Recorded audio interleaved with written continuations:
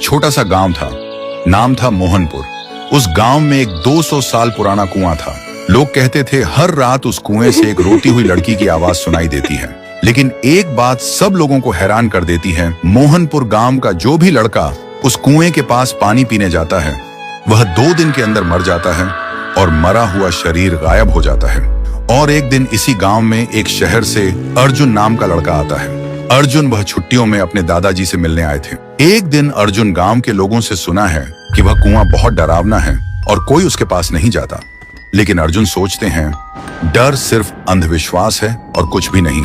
एक दिन धूप में जाते हुए अर्जुन को प्यास लगी और बिना किसी से पूछे वो सीधा उस कुएं से पानी पीने चला गया। तब अचानक से एक लड़की का चेहरा सामने आया। अर्जुन डरा हुआ था और तुरंत वहां से भागकर घर पर चला गया। उस रात उसे नींद नहीं आती। हर समय उसे लगता है कोई उसे देख रहा है और कोई बुला रहा है। अब उसे भी डर लगने लगा था। फिर सुबह अर्जुन ने एक बुजुर्ग से पूछा, चाचा ये कुआं इतना डरावना क्यों है? चाचा ने बोला, यह कुआं बहुत पुराना है।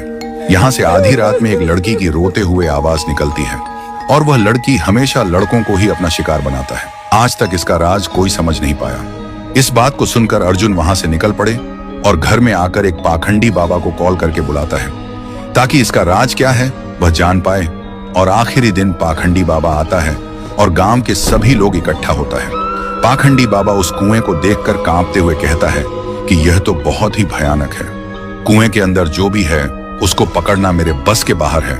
ऐसे बोलकर पाखंडी बाबा उस गांव से निकल पड़े। ऐसी स्थिति में गांव वाले का डर और भी बढ़ जाता है। अर्जुन के मन में सवाल उठते हैं कि उस दिन मैंने जो देखा क्या वह मेरा वहम था, और आज तांत्रिक ने क्या देखा जो डर के भाग गया। आखिरी दिन अर्जुन आधी रात में कुएं के पास एक पेड़ के पीछे छुप जाता है। अर्जुन देखा है कि कुएं के अंदर से एक अजीब सा रोने वाला लड़की का आवाज सुनाई देता है और तभी कुएं के अंदर से एक लड़की बाहर निकलती है।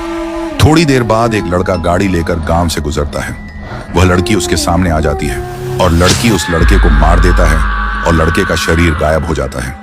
अर्जुन यह सब देखकर हैरान रह जाता है। उसके दिमाग में एक ही सवाल घूमता है कि यह लड़की कौन है जो लड़के को ही अपना शिकार बनाते हैं, लड़कियों को क्यों नहीं? तो दोस्तों, अगर आपको जानना है कि उसे कुएं में वह लड़की कौन था और वह सिर्फ लड़कों को ही क्यों अपना शिकार बनाती है, तो कमेंट करो, पार्ट 2 चाहिए।